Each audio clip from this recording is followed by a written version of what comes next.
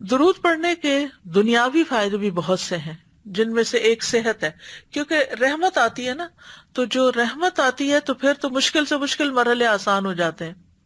ہو سکتا ہے آپ میں سے کچھ لوگ شیخ صالح المغامسی کا نام جانتے ہوں، بہت بڑے اسکالر ہیں، ان کا ویب سائٹ بھی ہے الراسخون فی العلم، قرآن کی تفسیر بھی انہوں نے کی ہے، بہت ایک لمبا عرصہ مسجد قباء کے امام رہے ہیں۔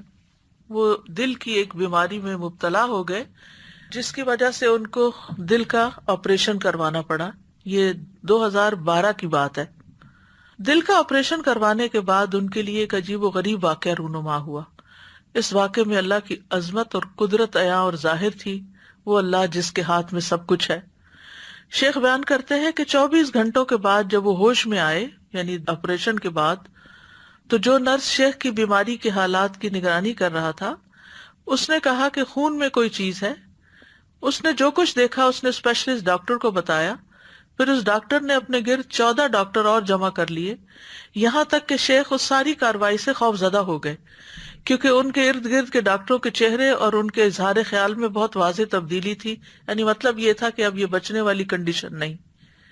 اور انہوں نے وہ طبی سامان جو اس وقت شیخ کو لگایا ہوا تھا، اس کے بارے میں انہوں نے ایک دوسرے کو ایسے اشارے دیے جو اطمینان بخش نہیں تھے، یعنی یہ ہٹانے پڑیں گے تو اب ختم ہے۔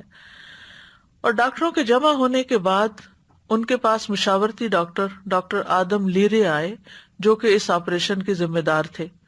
انہوں نے بتایا کہ کچھ خون ہے جو دل کے آپریشن کے بعد دل پہ جم گیا ہے۔ انہوں نے شیخ کو بتایا، شیخ صالح کو، کہ دوبارہ آپریشن کرنا پڑے گا اور دل کو دوبارہ آپریشن کے لیے کھولنا پڑے گا، کیونکہ جو خون ان کے دل پر جمع ہو گیا ہے وہ خطرناک حالات کی طرف لے جا رہا ہے، یعنی وہ بچنے کی امید نہیں۔ اس بنا پر دل پر جمع ہونے والے خون کا مکمل اخراج ضروری ہے۔ یہ خبر سن کر ان کے ہوش اڑ گئے، وہ اشہد ان لا الہ الا اللہ اور وان محمد رسول اللہ پڑھ رہے تھے کہ جانے کا وقت قریب آ گیا۔ پھر انہوں نے آپریشن کے لیے اپنی رضامندی ظاہر کر دی تو ڈاکٹروں نے ان سے لازمی طبی سامان کو ان سے الگ کر دیا جو اس وقت ان کو لگایا گیا تھا، اور ان کو لے کر دوبارہ آپریشن تھیٹر کی طرف جانے لگے۔ اس لمحے ان کا سامنا ایک لبنانی نرس نے کیا۔ وہ شیخ سے بہت متاثر تھی، یہ بہت مشہور آدمی ہے۔ یہ اس نے دیکھا کہ شیخ پہلا آپریشن ختم ہونے کے بعد خوش نہیں تھے۔ نرس اس بات سے غمزدہ ہوئی کہ ایک ہی دن کے بعد شیخ کو دوبارہ آپریشن کی تکلیف برداشت کرنے کے لیے آپریشن تھیٹر کی طرف لے جایا جا رہا ہے۔ تو اسی وقت نرس نے کہا، یا صالح صلی علی النبی وربی یفرجھا، کہ اے صالح آپ نبی صلی اللہ علیہ وسلم پر درود بھیجیں، اللہ اس بیماری کو دور کر دے گا۔ تو شیخ صالح نے اسے جواب دیتے ہوئے کہا، اللہم صلی علی محمد وعلی آل محمد۔